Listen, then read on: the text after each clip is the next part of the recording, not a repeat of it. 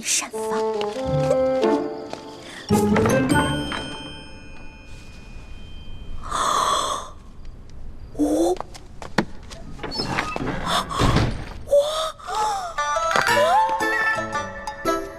幸亏猪哥哥给了我这张地图。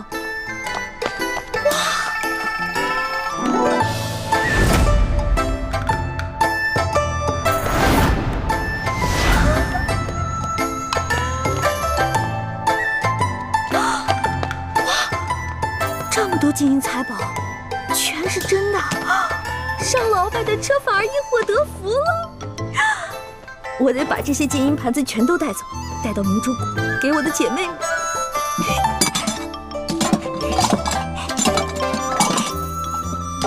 都是皇上用的东西，太棒了！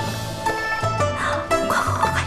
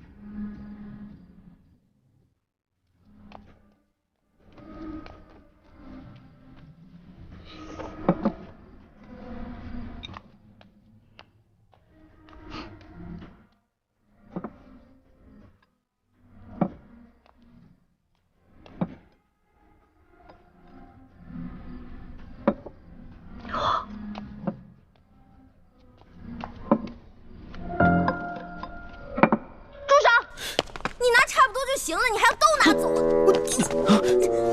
是你啊？谁啊？我跟你不熟，别跟我套近乎啊！哎，是我。哎，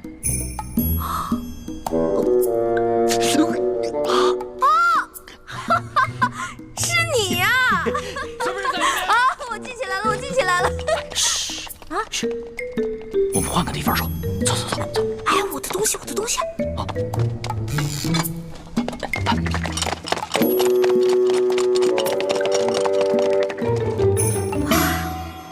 哎呀，哎呀，吓死我了！哎，多谢你啊，还好有你在，要不然我就被抓了。不过你到底是谁啊？我怎么会在皇宫看见你呢？而且你对皇宫的地形如此熟悉。我呀，我是这个宫里的御前侍卫，所以啊，我对这个皇宫啊特别熟悉。你在宫里当差啊？怪不得那个书画斋的老板不肯跟我透露你的身份呢。原来如此啊！小兄弟，还是你说的对，有缘自会相见。没想到这么快我们又见面了。是啊。哎，对了，你这么晚进宫来做什么呀？哎呀，别提了，要多倒霉有多倒霉。我在路上走得好好的，看。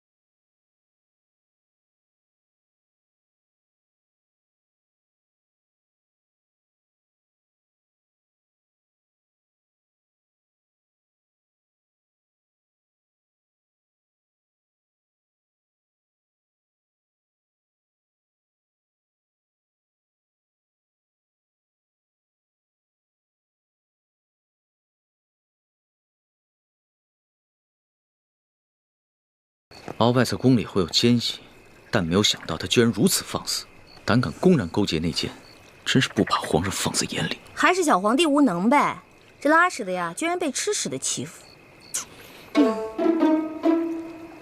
小兄弟，你这话未免也太糙了吧？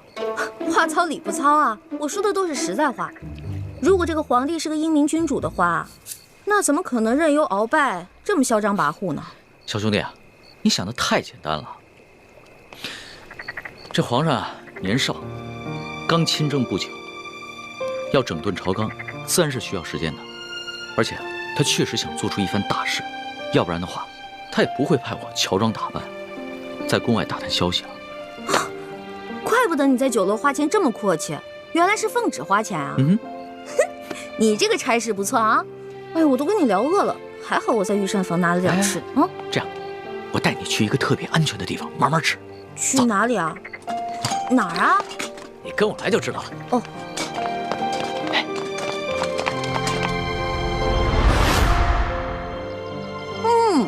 好吃。这御厨做的就是不一样，不光做的好看，吃着也香哈。那当然，能侍奉皇上的御厨，那都是天下第一的大厨子。哎，你不是说你是皇上的心腹侍卫吗？那你是他的御前侍卫，你想吃什么可以找他恩赐啊。那干嘛半夜3更的去御膳房偷吃的？我哪是偷偷去吃啊，我那是光明正大的去吃。你要不是为了掩护你，我哪会被那些相熟的侍卫追得满宫跑啊？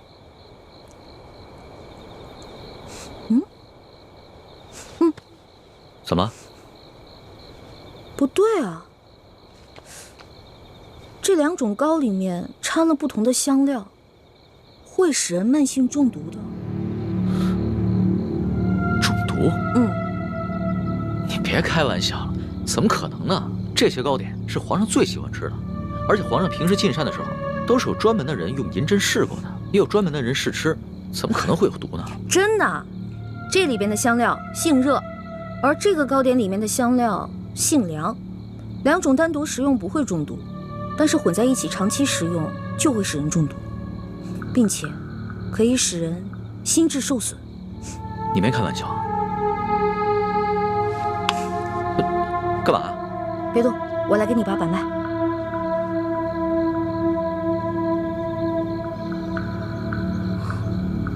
这位小兄弟，你的脉象已经显示你慢性中毒了。那个替皇上试吃的人，不会就是你吧？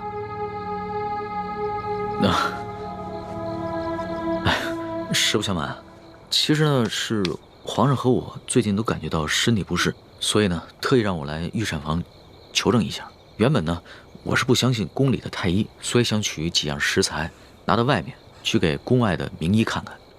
一开始见到你在那儿的时候，我以为啊你是下毒的人，派来毁灭证据的。后来看到你毫无顾忌的大吃大喝，然后又跟我说了这些话，到现在我才相信你。遇到本李大侠李易欢算你运气，知道吗？李易欢，姓李名易欢，这名字挺好听的。那当然了，我不仅名字好听，还会识毒，并且还会解毒呢。那我和皇上的毒能解吗？哎呀，你和皇上的毒嘛，解是可以解，不过这药材配起来比较难，而且这药材价格不菲啊。钱不是问题，你想要多少，我给你多少。好，3日以后在第1酒楼，我带着解药，你把药钱给我。这个药钱嘛，10两黄金。没问题，我看也不必等到3日以后，我这枚玉扳指肯定不止10两黄金，你先拿去吧。哇，果然是个好扳指啊！你就这么把扳指给我了？你也不怕我骗你？我相信你，虽然我们2个相识不过1日，但是我能看得出来，你是一个有本事的人。只要是有本事的人，都不会因为钱财而背信弃义的。有眼光，我是个有本事的人，我的本事不光这些，还有很多呢。以后有机会慢慢让你见识啊。好啊。不过呢，刚才在御膳房咱们2个交手的时候，我发现你的武功啊，其实比我好不到哪儿去啊。没本事的人才会靠蛮力，像我们这种有本事的人是靠这里，知道吗？再说了，我就是一个江湖小贼，我这点本事也足够了。但是你是御前侍卫啊，那你这3脚猫的功夫怎么当的御前侍卫？哎，你跟我说实话，是不是你投了个好胎，有了个好爹，才让你当上御前侍卫的？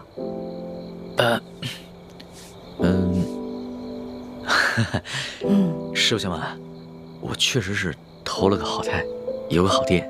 我祖上是8旗的贵族，我能随侍皇上，也都是我们家里人帮的忙。任人唯亲，这康熙小皇帝啊，果然不是什么明君啊。哎，也就是你啊，说这样的话，要别人说这样的话呢，我早就拉他去见官了。不过呢，你虽然言语上对皇上不敬，但是我能看得出来，你心思不坏。你这个小兄弟吧，通情达理，仗义疏财。我决定了，你这个朋友我交定了。来，今天高兴，喝酒。我这壶底的酒可不是一般的酒，这个酒呢是我在山里发现的野山葡萄酒，也不知道哪位仙人何年何月何日酿造的，总之特别好喝。你别以为你是皇上的小跟班，吃惯了好多御食，好多御酒，就不把我这个酒当回事儿了。我这个酒啊，可比你那些御酒好喝多了。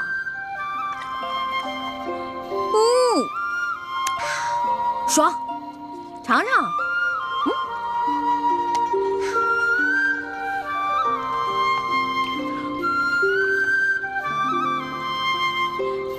怎么样？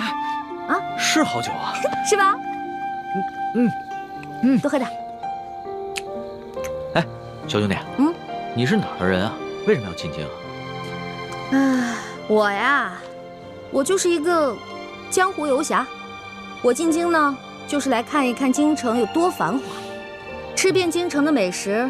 二呢，我是想找一些珍贵的药材，配一款冰肌雪肤养颜膏，给我姐姐脸上疗伤。你姐姐的脸怎么了？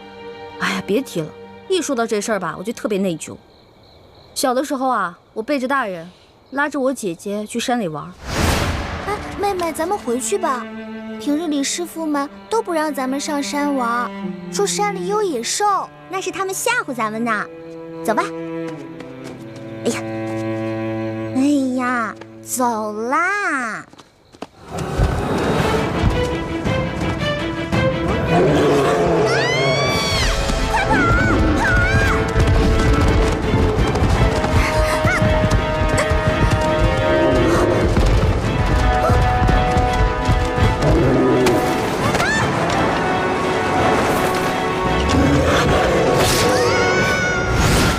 所以我姐姐脸上就落下了伤痕。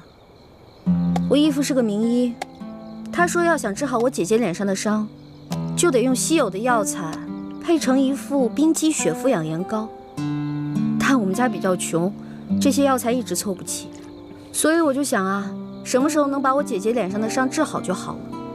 我姐姐可是个大美人儿，但就是因为脸上的伤让她变得很自卑，所以我希望我能早日帮她配齐这些药，治好她脸上的伤。所以你刚才不跟着那辆马车出宫，不是为了进御膳房偷吃东西，而是为了找太医院，去找那些能治好你姐姐脸上伤的药。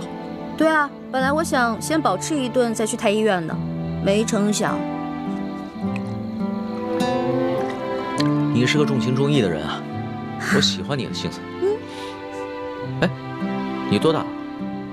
我呀，我是顺治12年5月初4生的。5月初4啊？真的假的呀？真的。太巧了，我也是5月初4啊。只不过我是顺治11年的，比你大1岁。这么巧啊？哎，你说咱们两个1日之内相逢了2次，我觉得咱们这个缘分匪浅呀，不如我们今天指月为誓，结拜为兄弟，如何？从来没有人想着跟我结拜的。不过我以前老看古书上说，那些古人们结拜好像挺有意思的。当然了，我也一直想这么做来着，可惜一直没有遇到合适的人。既然你我这么有缘，那就结拜吧。我长你1岁，我做大哥，你是小弟。哎，不行不行，岂不闻古人有云：文道有先后，术业有专攻。咱们既然结拜，就不能以庸俗的年龄论长幼，咱们得看谁的见识广，本事强。刚才你也说了，我的见识广，本事强，所以我是大哥，你是小弟。这也行啊？当然了，如果你觉得不行的话，再来打一架，谁赢了谁是大哥。不打。行，居然还有人想当我的大哥。行，你是大哥，我是小弟，好了吧？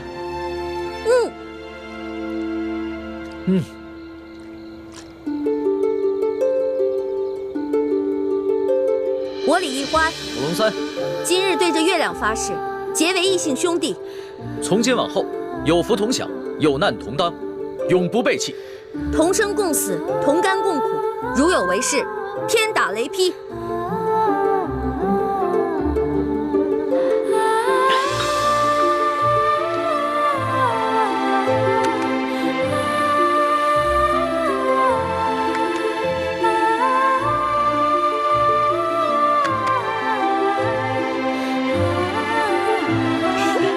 大哥请，小弟请。啊，对了，我们现在都结拜了，以后不能骗你了，要不然会天打雷劈的。大哥，你说什么呢？你可真是个小白兔！我之前说那个解药说要10两黄金，其实只需要10个铜板。我跟你结拜了，所以自然不能骗你了。哦，还有这个玉扳指，还给你吧。我是刚开始看你那么有钱，所以想顺便敲敲你的竹杠。不过现在咱们都结拜了，我就不能再骗你了，我得讲义气啊。大哥果然是个性情中人。不过我们刚刚对着月亮发誓，要有福同享，有难同当。小弟的东西呢，就是大哥的东西。这个玉扳指啊，大哥你就好好收着吧。这个东西啊，小弟多的是，不必还我了。当真啊？当真，我们刚刚发过誓的，你总不想让小弟被天打雷劈吧？像你这样的小白兔，行走江湖不得被人炖了给烤了吃啊！不过你放心吧，现在有大哥在呢，大哥保护你。行，那日后小弟就多仰仗大哥观察了。放心吧，乖啊。皇上头晕的毛病可好些了？略好些了。嗯，只是皇祖母，你们都退下吧，和皇后唠些家常。下去。是。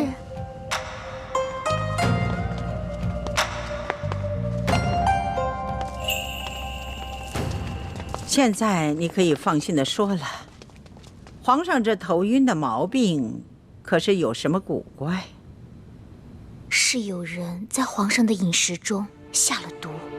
下了毒？那太医院的人回话说皇上患了风疾。哀家也奇怪，皇上啊从小就习武，身子骨健壮着呢，又正当年少，怎么可能患上风疾呢？这一定是有人做了手脚，下的什么毒啊？是否危及到生命？皇祖母放心，倒不是什么要命的毒药，只是2种药性相克的草药，长期服用会引起心悸和头晕，无法理政。明白了，竟有人如此胆大包天，肆无忌惮，这在朝里找不出第二个。想必他是看上皇上长大成人了，却不甘心还政于皇上，居然不惜铤而走险来毒害皇上。皇祖母，那个狗奴才已经如此大胆，那可如何是好？如今恐怕也只有您老人家能想办法来压制他了。哎，哀家老了，忠心于哀家的那些老臣们，病的病，老的老，死的死，都指望不上了。此人嚣张。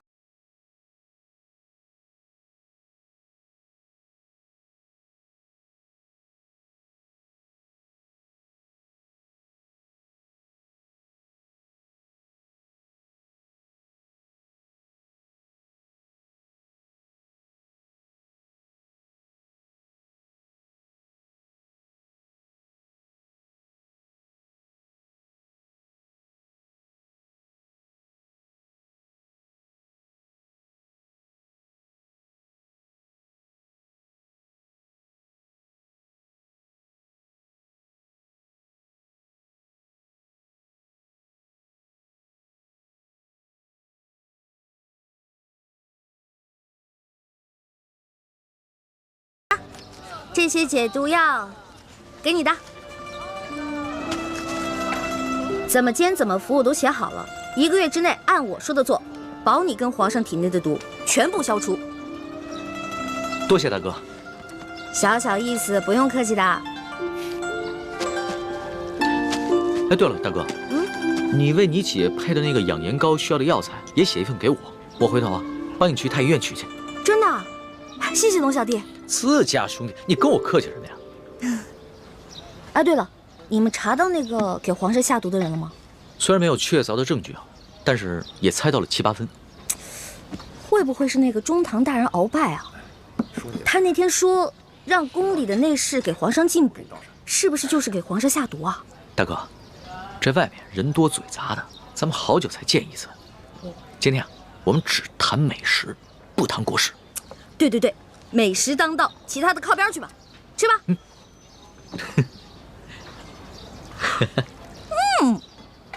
好吃。哎，大哥，我送给你的那把古扇子呢？那把扇子啊，太贵重了，我不敢拿着，所以呢，改明儿我给它当了，兴许能换好多钱呢。大哥，那把古扇是我阿玛赠给我的，对于我来说意义非凡。我和大哥呢一见如故，很是投缘，所以把它转赠给大哥。没想到你却想把它拿去当换钱。呸！我说错话了吗？别生气啊，龙小弟。你放心吧，那把扇子我会好好保存着，我绝对不会把它卖了。如果丢了的话，那我就出门被雷劈，下河被水淹死。你也不用发这么多的誓啊，只要你心里有小弟就好了。哎，龙小弟，你不知道，你是贵族家的小公子，而我呢，从小出生在一个穷乡僻壤的山谷里面，全谷的人呢，连一件像样的绸衫都没有。每当过年啊，所有的人分一头猪吃。来到京城以后呢，我觉得京城好繁华呀，我特别想努力赚钱，把这些钱都带给乡亲们，让他们过几天好日子。大哥，以后呢，要是缺钱的话，你就来找小弟我，小弟别的忙帮不上，银钱这方面很是方便。只是，大哥千万别再把我送给你的东西拿去卖了换钱。哎，那可不行。虽然你是我兄弟，但是你已经帮我很多了，我可不能再让你帮我了，我要自己赚钱。我知道，大哥这个人呢，表面上看上去放荡不羁，其实还是很有原则的。哎，我的龙小弟也不错嘛，仗义疏财，通情达理，最主要的，大气有钱。能得到大哥这样的评赏，小弟心里甚是欢喜啊！来，喝一杯。喝，干了。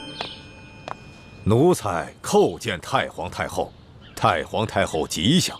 嗨，甭这样，哀家都说了多少回了，那些繁文缛节的事啊，就免了。哼，赶紧坐下吧啊！谢太皇太后恩典。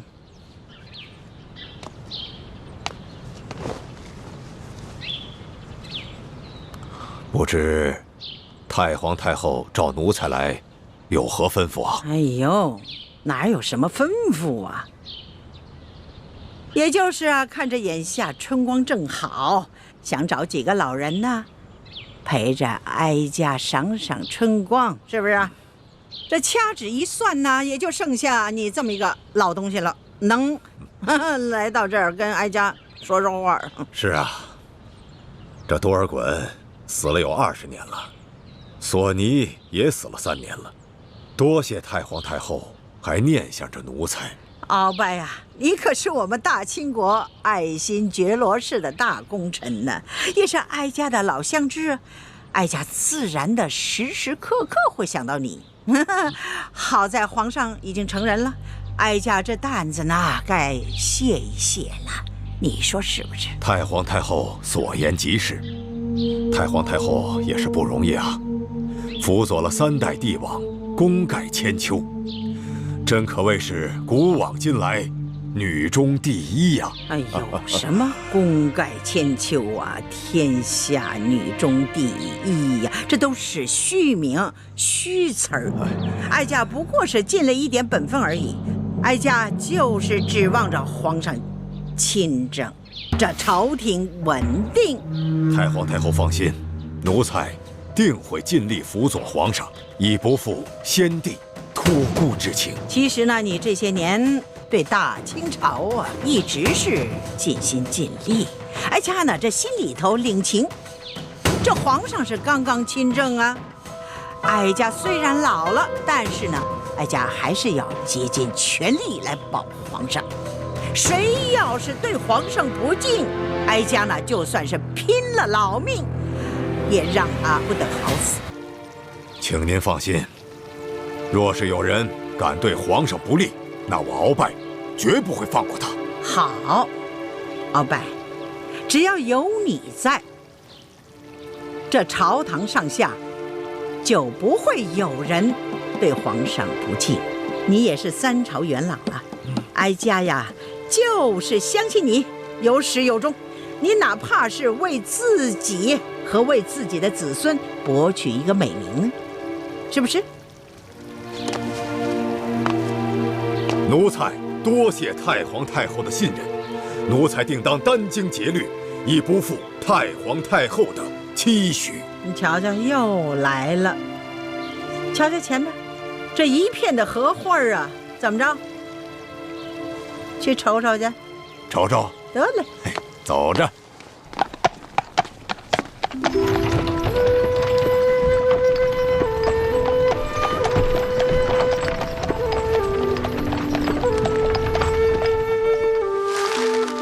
这水月庵虽然不大，却是皇家赤节。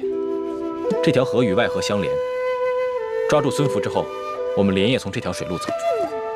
就算他们最后发现知府不见了，全城戒严，我们已经离开元州了。一欢，别玩了，准备好船只，在指定地点接应我们，中途切莫离开。知道啦，啰里吧嗦的。主持，你帮帮我吧。施主，快请起，快请起。主持，我和夫君省亲途经元州，没想到夫君突然染上恶疾，就这么去了。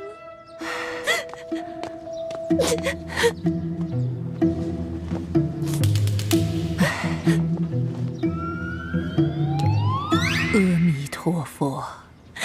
主持，您就帮帮我吧。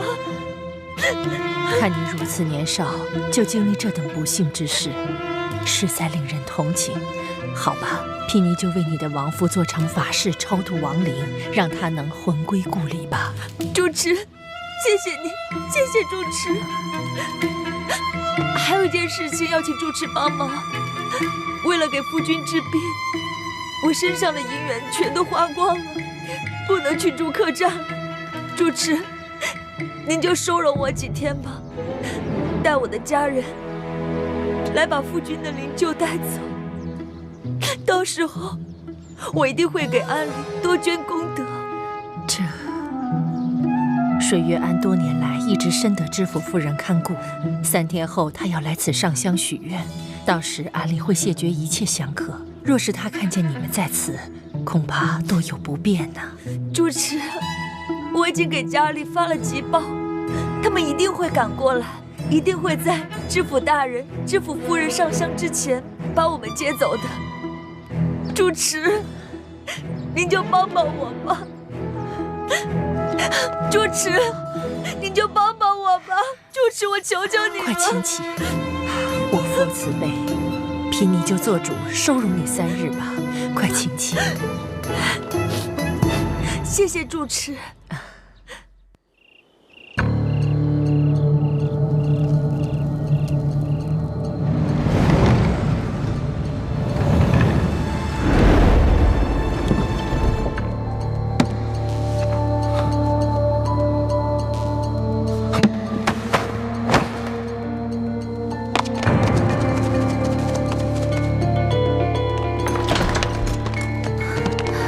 大师兄，大师兄，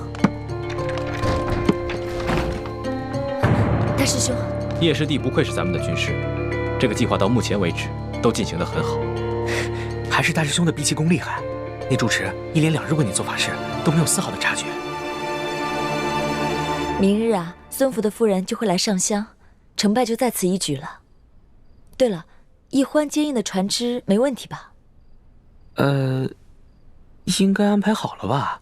他说没问题，应该没问题。小师妹虽然平时贪玩，但还是分得了轻重的，会安排好的。我亲自带他踩过点，亲自安排好船只，再三嘱咐过他，应该不会出现什么问题。这个臭猪哥哥把我一个人扔在这。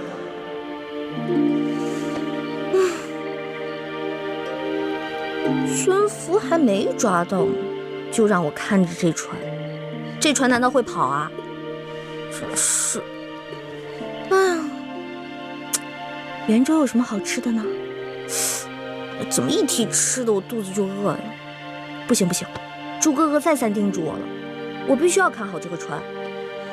我还是在这儿老老实实守着吧，免得到时候又怨我。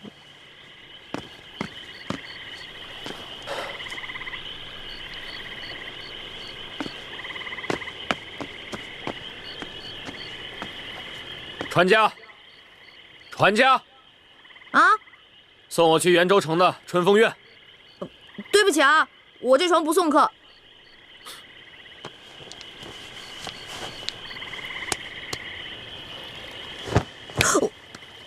哇，好大一锭银子啊！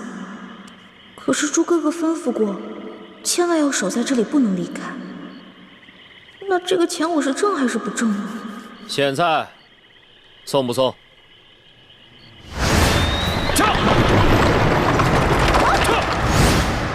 是他，他怎么会乔装改扮到这里来呢？难道是鳌拜又在搞什么阴谋？猪哥哥他们明天才会动手劫走孙福，我且先送送这个车夫，说不定能打探到什么重要情报。到时候师傅和师兄师姐们就不敢小瞧我了。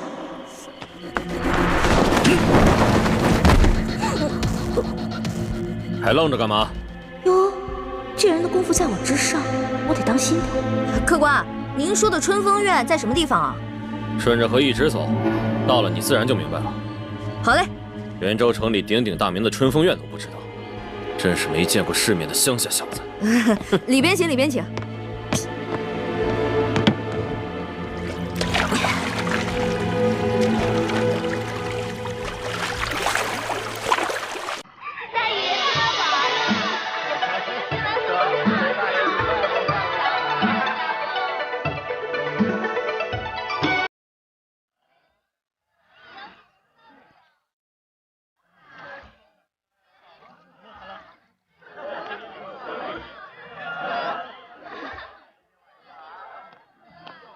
小子，这就是鼎鼎大名的春风院。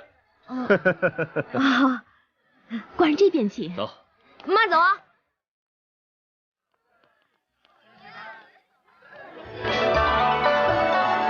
原来这就是传说中的妓院啊！京城里有那么多更好更大的妓院，这鳌拜的车夫不会千里迢迢来到袁州就是为了嫖妓吧？肯定不是为了嫖妓，我得跟着看看去。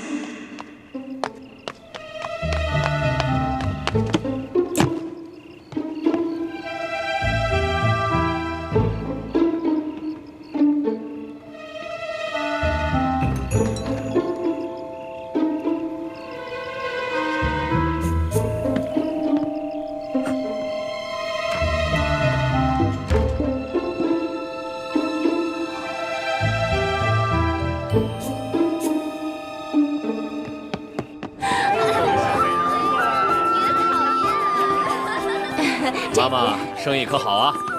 托中堂大人的福。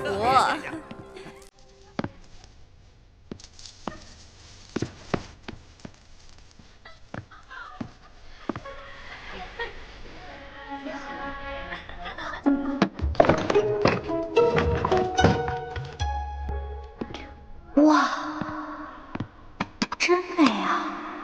这一定是哪个偷拍姑娘的房间吧？这么多的东西。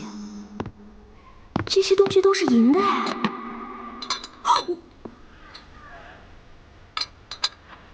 没找到那个车夫，那我就打包这些东西也不错。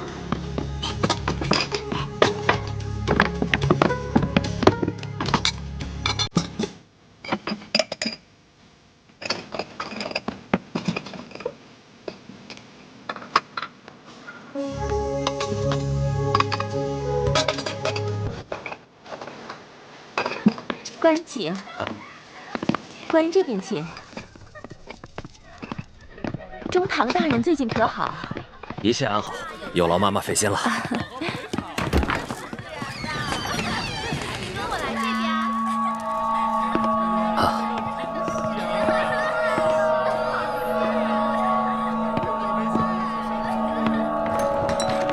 官人这边请。好。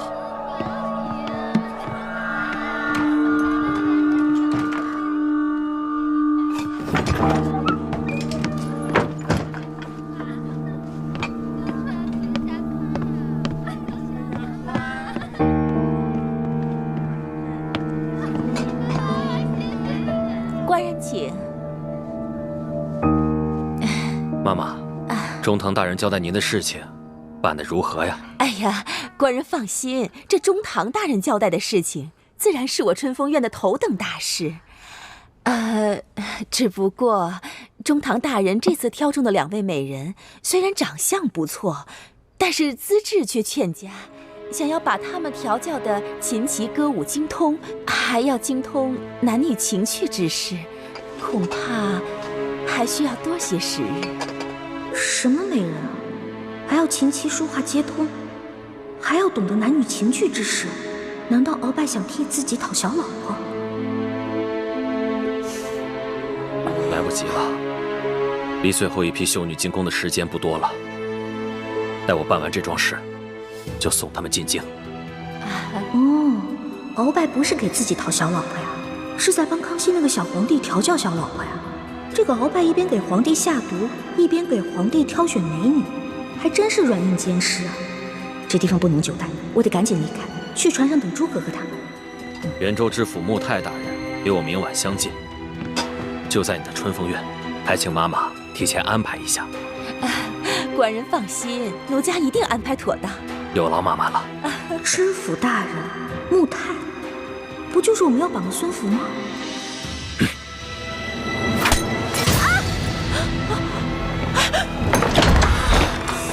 是你？不是我。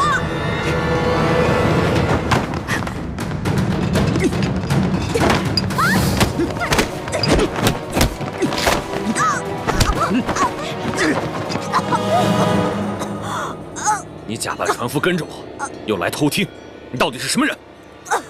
饶命！你先松开我！说。我说，这小的就是一个跑船的，我这送客官来这儿，这春风院我也不知道这春风院是哪儿。我这一来才发现，春风院是个妓院。我就想，小的我这也没见过什么世面啊，我就进来。但小的穿的这身吧，也不是熟客，没什么人招待小的。小的就在这2楼瞎晃悠，这晃悠着，就看见屋里有好多金银酒器，我就想伸手拿几件，结果小的错了，这小的再也不敢了。你只是为了偷东西，没有别的企图？小的糊涂，都是小的一时糊涂，这偷的东西都在这儿呢，你看看，都在这儿。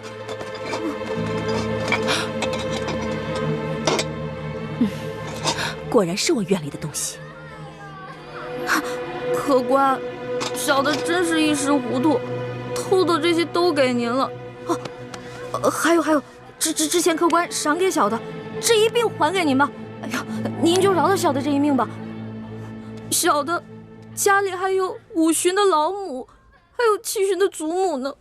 您就看在小的这么不容易的份上，您就放了小的吧。要是没什么事的话，小的就先走了啊。客官，您这是干什么呀？我这身上真的什么都给您了，您不信您搜，但您千万别带我去见官啊！带你个小毛贼去见官，我没那个闲心。不过，你一个小跑船的，居然会武功？我这跑船的平时跟我这帮船帮兄弟都会练点，但我这3脚猫的功夫，这不一碰见您这武林高手，我不就不堪一击了吗？妈妈怎么看呢？一个穷跑船的，教训一顿就放了？他可不是什么穷跑船的穷小子，这丫头鬼着呢。丫头，哼，您没看出来呀？这是个姑娘，还是个厨呢，敢来我春风院偷东西，你胆儿够肥的呀！来人，把这女贼给我抓起来！走。干什么呀？进去。干什么呀？放我出去！救命！救命啊！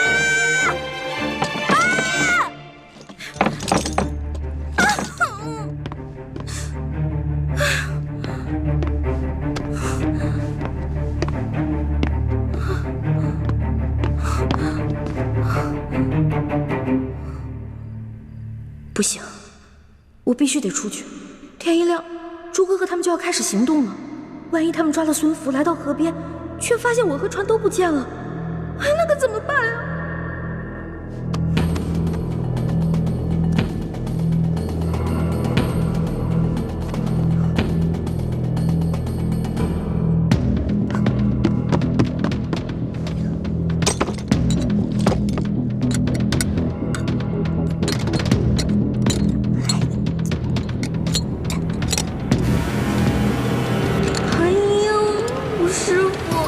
要是看到我连这么简单的铜锁都打不开，肯定会骂我这个没出息的徒儿给您丢脸了吧？只怕不仅仅是把您的脸给丢了，搞不好我把自己的小命也给丢了。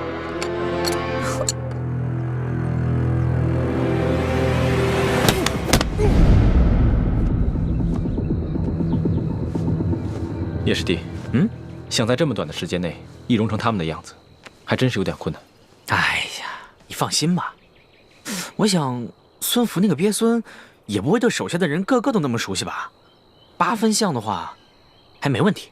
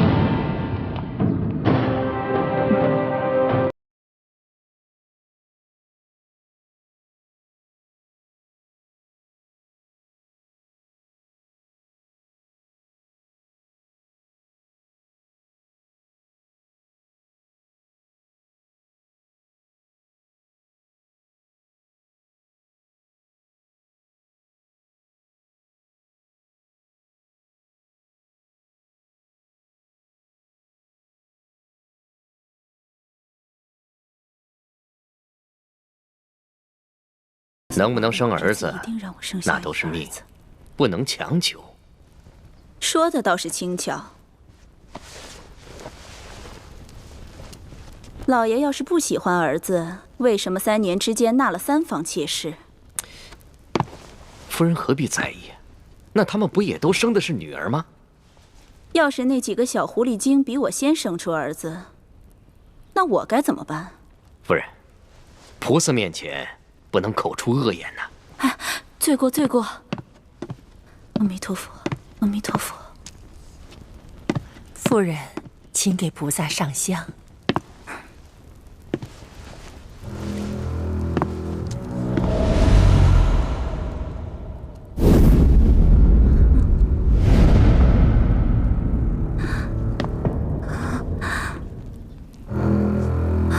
夫人，夫人，夫人，夫人，来人呐！来人！大人何事？何事？这里有诈，快扶夫人出去！快啊！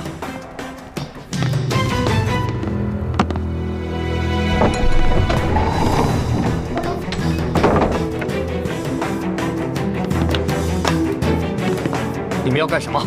不干什么，不过想请知府大人跟我们走一趟，或者我们应该称呼您孙福孙将军。你们是什么人？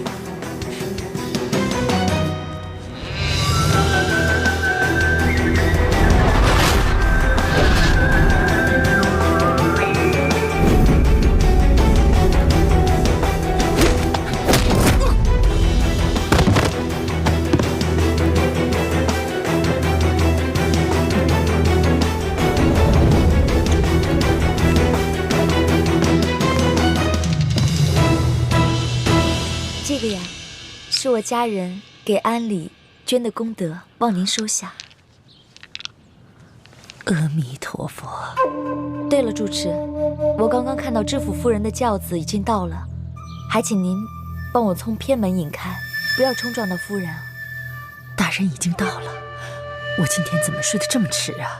你们快随我从偏门出去，这样就不会撞上他们了。嗯。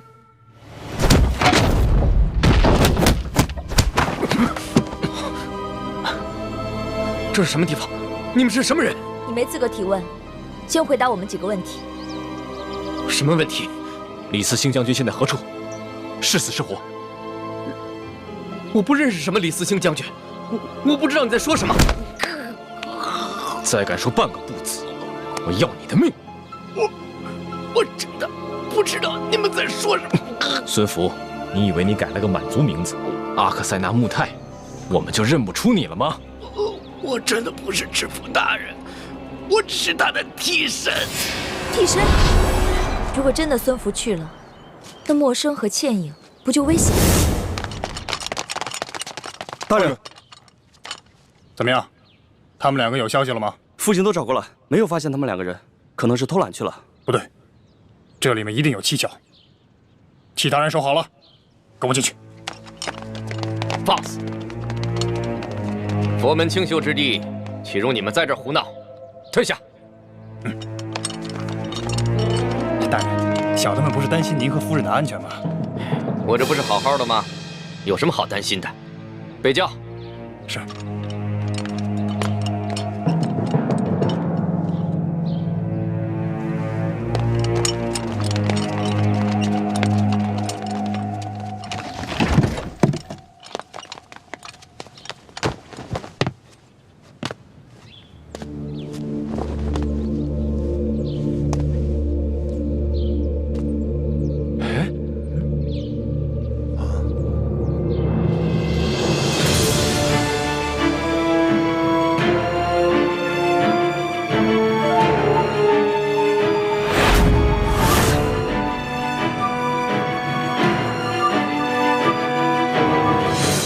抓起来！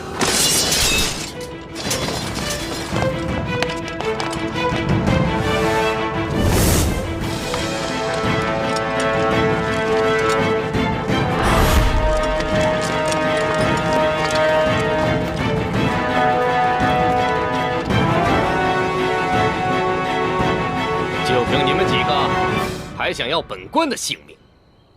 你们是什么人？我夫人现在何处？如果老实交代的话，本官或许可以放你们一条生路；如若不然，哈哈哈！弓箭手，慢着！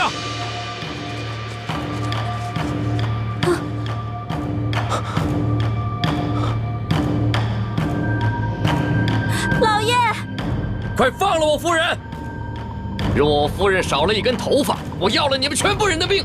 孙福。想不到你一个贪生怕死、卖主求荣的人，对你自己的女人，倒还算有点情义。你们是什么人？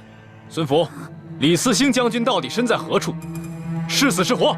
没想到，你们这些前明的余孽还在兴风作浪。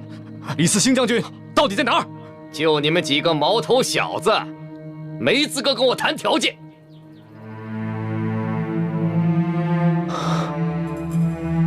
你让你的弓箭手退下，放了我的朋友，我就放了你的夫人。2换2，除了我夫人，还有我那替身一并放了。好，我答应你。走。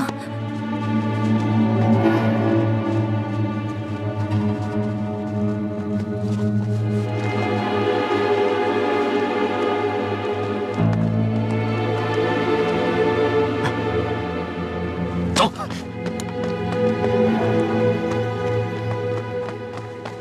弓箭手，言而无信，卑鄙！那些遗老遗臣们没有教过你们吗？现在没有什么君子了，只有成者亡，败者寇。给我放箭，一个都不能放过！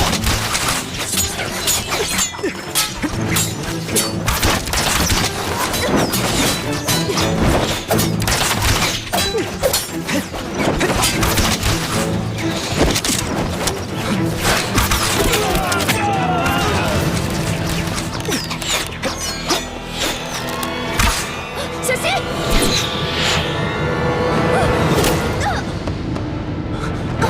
庆城。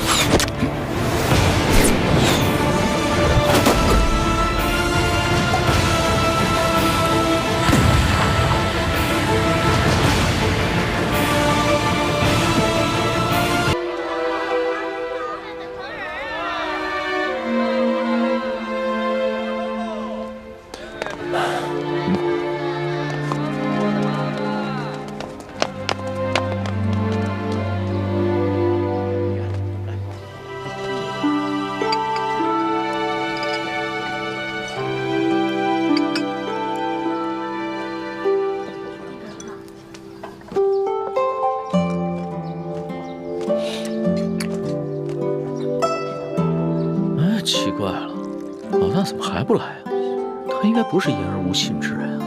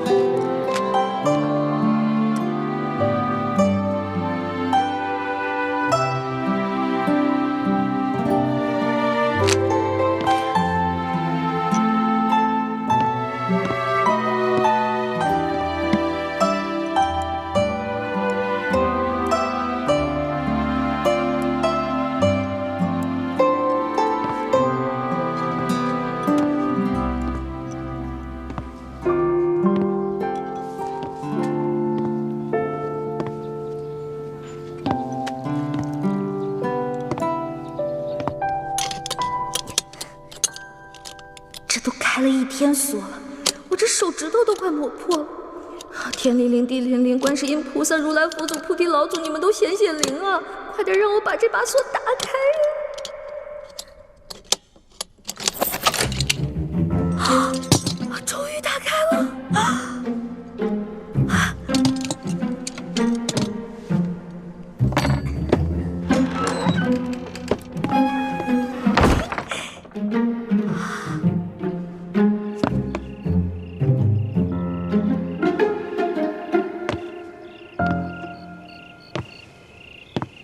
刘大哥，请您帮小弟在中堂面前多多美言2句。小弟早已跟钱明余孽划清界限，一心忠于大清，忠于中堂大人。钱明余孽呢，居然暗中派人来刺杀你，足以见得你早已和钱明余孽势不两立。是。那在下就回京复命。好，先告辞了。告辞。告辞。就。哦，难道这个一脸奴才相的人就是孙福？可他现在不是应该被朱哥哥他们绑了吗？难道朱哥哥他们失手了？知府大人，您可许久未来我这春风院了，姑娘们可都惦记着大人呢。妈妈帮我找一个厨。这怎么不舍得呀？哎呀，不是。妈妈，你可别忘了，这县官不如县管，这春风院毕竟还属于我的地界呢。好吧，不过这丫头她性子野，我得先找她说道说道，以免冲撞了大人。快带我去看看呐！好，这老鸨说的性子野的姑娘不是我吧？那我得赶紧离开。不对，既然猪哥哥他们已经失手了，那我是不是应该利用这个机会来将功补过呢？对，我得回去。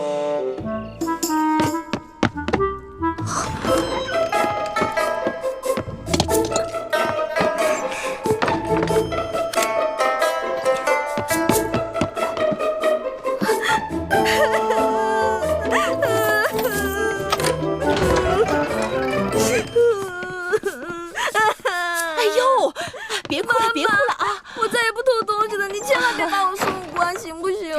傻丫头，你长得这么俊，我怎么舍得把你送官呢？真的？当然是真的。哦，还有你偷的那把银壶，我送给你。我这儿有什么好吃的好玩的，只要你看上眼的，妈妈我通通都送给你，怎么样？妈妈，您这是哄我呢？哎呦，妈妈我可是言出必行。不过呀，我要是放了你，那你是不是也要替我做件事情？什么事儿啊？你去陪知府大人一夜，只要你把知府大人陪开心了，那你偷东西的事儿我既往不咎了。还有我许诺给你的这些东西，通通都送给你。但是妈妈，哎呀，像你这么年轻，又生得这么花容月貌的，难道你真的要坐大牢啊？丫头，你是聪明人，要怎么做还用我说吗？可是人家还没出阁呢，所以才让你陪知府大人呀。哎呀，其实女人呐，早晚是有这么一天，是要清白还是要自由，你自己选一个。就一个晚上，就一个晚上。那我还是选择自由吧。不过妈妈，您承诺过我的那些东西可不能食言啊！哎呦，您放心，妈妈我是讲信用、讲原则的。快快快，给姑娘梳洗打扮，快！姑娘请打扮。各位兄台，也好久不见呐，是啊，十分开心呐。来，咱们干了这最后一杯。表哥，你看喝几杯啊？好，都是个菜呀。行。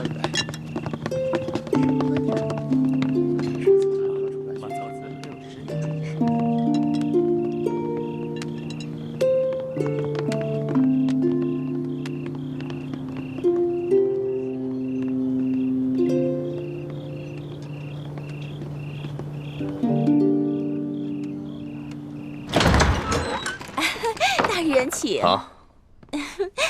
快快快，见过大人。知府大人。你怎么知道我的？是妈妈说的，说您是知府大人，让我好好伺候您。哦，这个，哎呦，果然是个厨啊！啊，走吧，走吧，走吧，好好伺候啊。不错。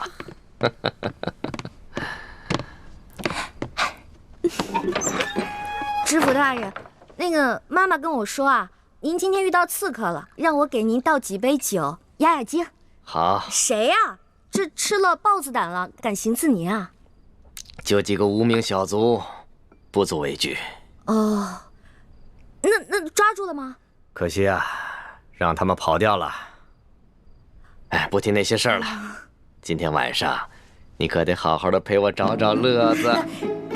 是啊，今天晚上忘了那些不开心的事情，尽情的喝酒。好。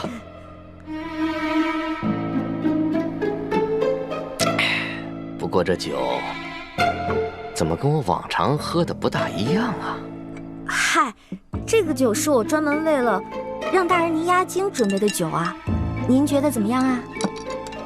香，就和美人身上的味道一样香。哎，大人，咱俩玩骰子吧。好，来。我先来。好，你先来。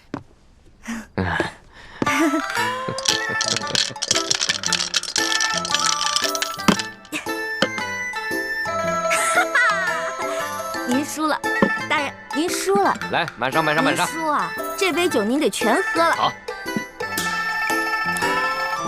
看我待会儿怎么收拾你这个小妖精！再来，再来，再来！小顺，来呀，玩呀！输了的话呢，你还得再喝一杯。这每次为什么都是我输啊？可能我今天运气好吧。来来来，大人喝。让我休息一下。哎，再喝点吧。休息休息。知府大人，知府大人，知府大人。哎呀，跟我玩骰子，从小到大明珠谷就没人玩得过我，跟我玩，哼。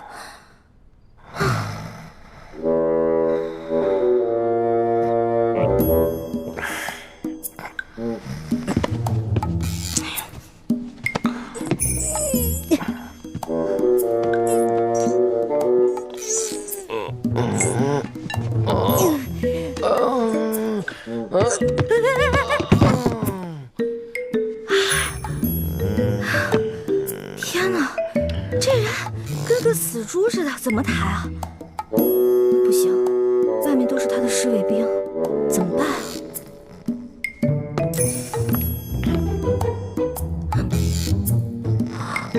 有了！袁州城大大小小的饭店、酒楼、客栈都找遍了，易欢到底去哪儿了？一开始我还怪他没有在河边接应我们，现在我只希望他平平安安就好。哎，你们看，是易欢的暗号。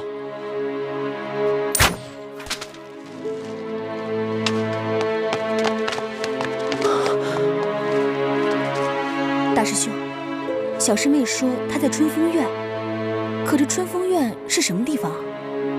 春风院听着像是妓院的名字，可是欢妹怎么会在妓院呢？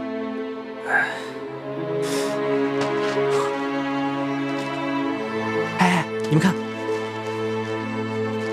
小师妹说她在妓院里捉到了孙福，让咱们赶紧去接应。朱哥哥，你们总算是来了。慢点啊，樊姐姐。这个人就是孙福。不过你们放心吧，我已经把他灌得不省人事了。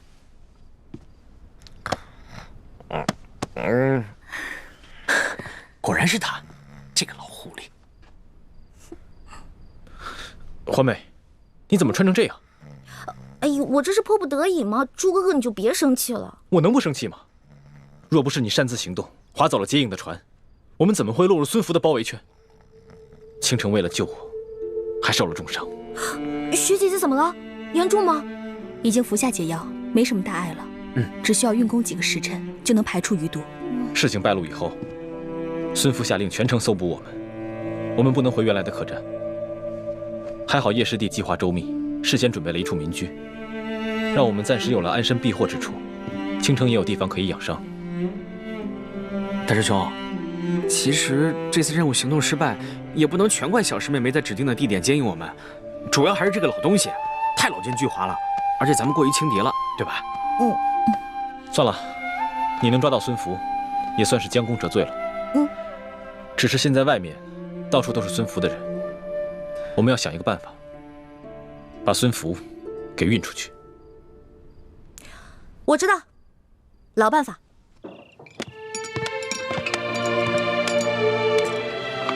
龙少爷，酒楼就要打烊了，我看您等的朋友不会再来了吧？不如我们先回府吧，要不太夫人知道了，又要怪罪奴才了。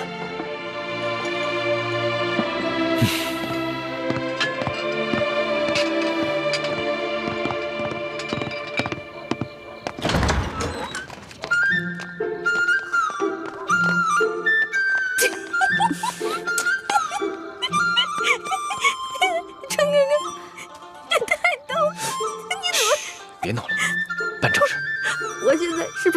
不管你叫猪哥哥了，应该叫你猪小妹。别闹了，猪小妹。走了。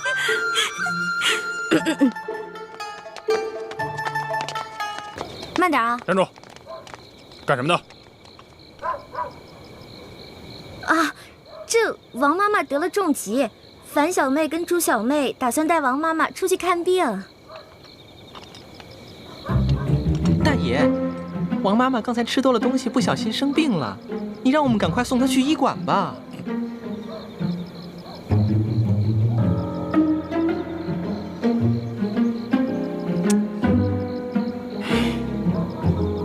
走。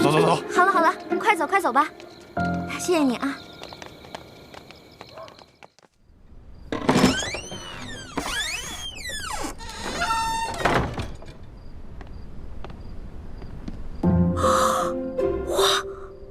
小师妹，怎么样？叶哥哥，你这也太像了吧！不光这个长得像，举手投足、声音、样子，所有都太像了。怪不得武师傅老说你是他最得意的学生。那是，小师妹，咱们只要拖2个时辰，我想大师兄他们就该出城了。到时候咱们再溜之大吉。知府大人，吃的可好？可还要添菜？不用了，别再过来打扰我们了。是，奴才明白，这春宵一刻值千金。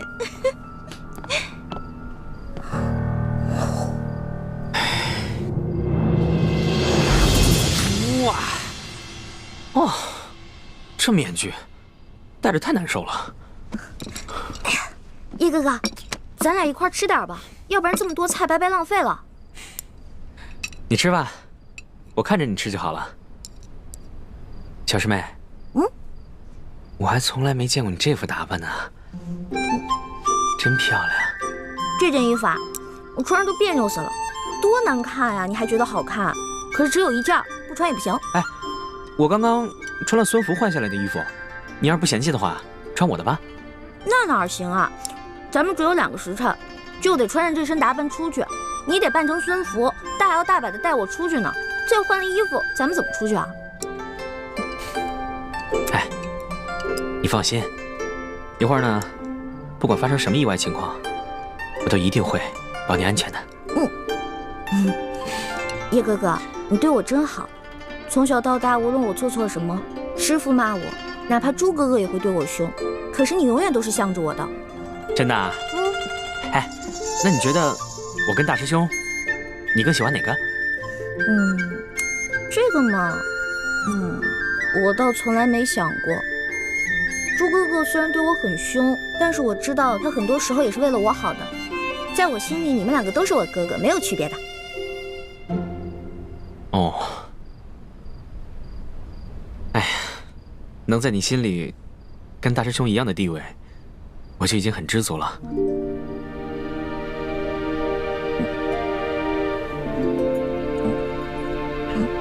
叶哥哥，你能不能别用这种眼神看着我呀？我什么眼神啊？我感觉你的眼神有一点点伤感，这样看着我特别不自在。小师妹，你还能看出我眼神有些伤感，我很知足了。哎，对了，今天晚上咱俩的谈话，千万不要对别人说啊，尤其不能跟大师兄说。为什么呀？从小到大，咱们5个不都是无话不说的好朋友吗？哎呦，我的好欢妹啊，你还真是一个情窦未开的小姑娘啊！在大师兄眼里呢，你是他未婚妻；在明之谷所有人眼里，你是大明未来的太子妃。所以，我刚刚其实对你说的那番话，已经是大逆不道了。所以，这只能是你我之间的小秘密，千万不能告诉别人，知道了吗？叶哥哥，既然你也觉得说那些话不好，那以后你就别说了，因为我听了也挺不自在的。好，以前我没说过，以后我也不会再说，行了吧？哎呦！不能这样啊！哎呦，不能办呀！小哥，所有值钱的全部搬上去。搬上去。知府大人，您是昨天晚上喝了酒还没醒吧？你这把我春风院的财产都充了公了呀！你们拐卖良家妇女，逼良为娼，没有拿你问罪，本官已经是网开一面了。知府大人，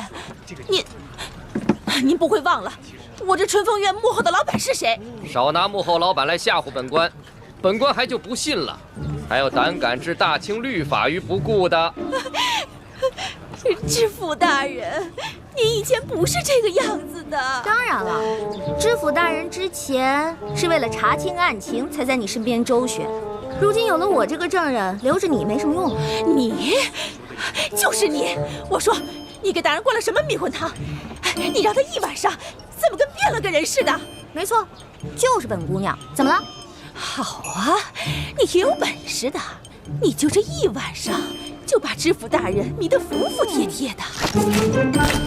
大人，院中所有财物都已经搬上了马车。好，出发。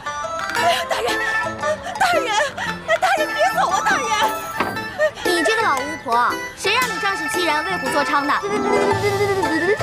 你别走！走啦，老巫婆，走喽！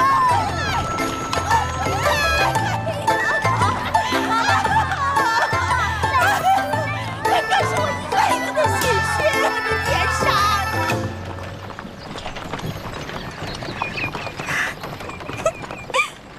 这下可好了，我们把春风院的衣服和首饰全都洗劫一空，这要发给明珠谷的姐妹们，她们看了一定开心死了，从来没有见过这么好的东西呢。哪位小师妹在执行任务中，还会想着谷中的姐妹们？这个簪子最漂亮了，我要把它送给樊姐姐。回谷以后啊，我要再看看有没有好看的衣服，都要留给樊姐姐。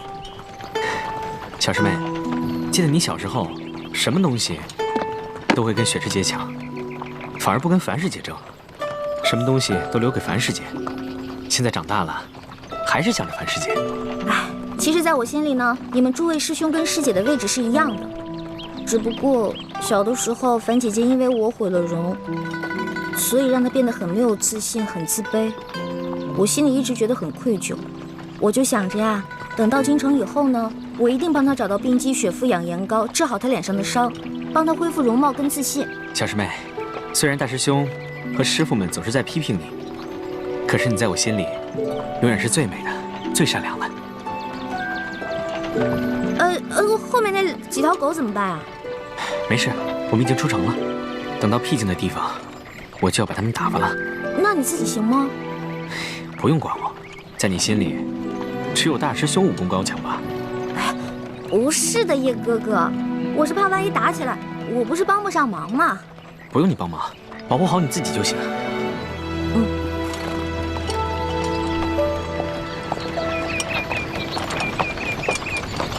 停车！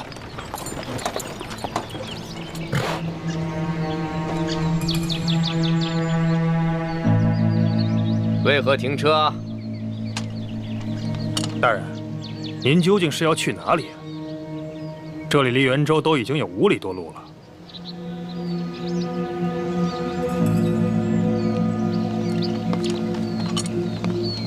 我是要到郊外找一处庄园，好安顿我的美人啊，顺着这条路走就是了。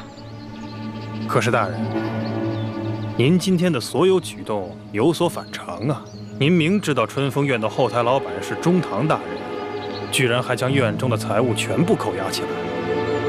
眼下这荒山野岭啊，真是越走越偏僻啊！放肆！本官行事用得着你对我指手画脚的吗？卑职不敢。不过昨日有一帮身份不明的人冒充大人，卑职心下有所疑虑。不知现在的大人是不是也是被人冒充的？难不成你在怀疑本官的真假？卑职敢问大人，卑职的小名叫什么？当然是叫旺财了。你见到本官只知道摇尾巴，不是条狗还能是什么？小师妹，你先走。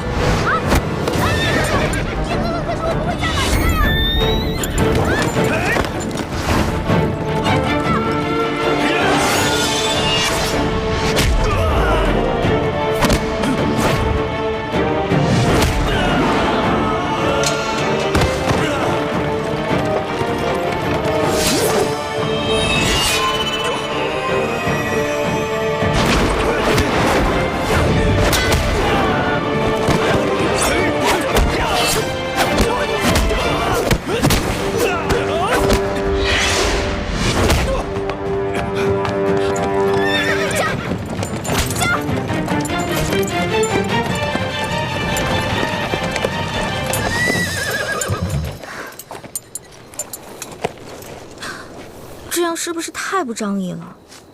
不能丢下叶哥哥一个人走呀！马儿，咱们现在回去救叶哥哥好不好？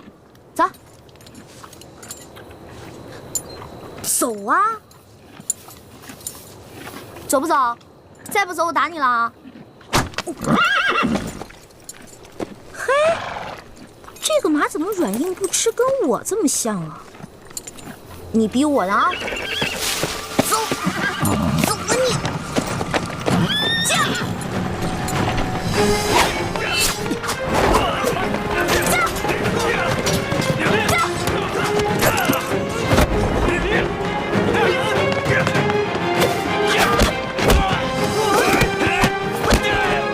叶哥哥，我来救你了！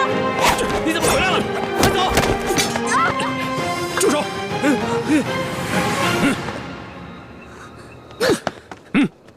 叶哥哥，你别管我，你快走！站住！再上前一步就杀了他们，把他们带回衙门，再逼问大人的下落。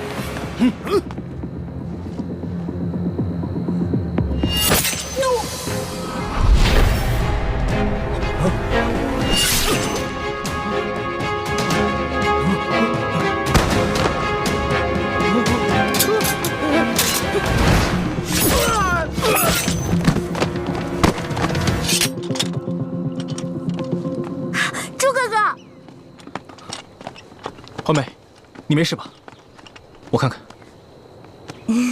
还好只是皮外伤。你怎么这么不懂事啊？把自己置于险地不说，还连累了叶师弟。大师兄，你就别怪小师妹了，她你是担心我，才会去而复返的。你呀，自己几斤几两都不知道，以后遇到这种事情，你自己先撤，别留下来给大家添乱，否则这不是讲义气，而是愚蠢啊！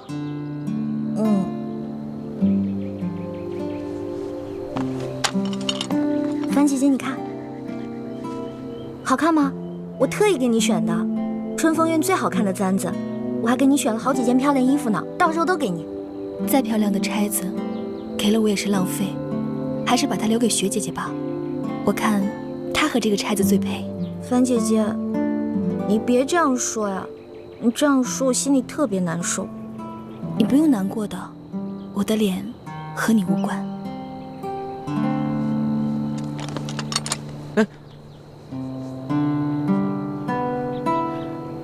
师弟，你这脉象好像是受了很重的内伤，难怪你连孙府的几个卫士都收拾不了。我这次来元州之前，有一天晚上练功，不小心走火入魔了啊！幸亏雪师姐及时发现，出手相救，我才躲过一劫。不过，还是受了点伤。我是怕大家担心，所以让雪师姐不要告诉你们。只有练功时心神不宁，才会气血乱行。叶师弟，你不会有什么心事，瞒着我们吧？没有啊，我当时也不知道是怎么了，我以后注意就是了。叶师弟，你刚才不顾自己的性命安危，救下一欢，我很感动。谢谢你这么照顾我的未婚妻，你未来的嫂子。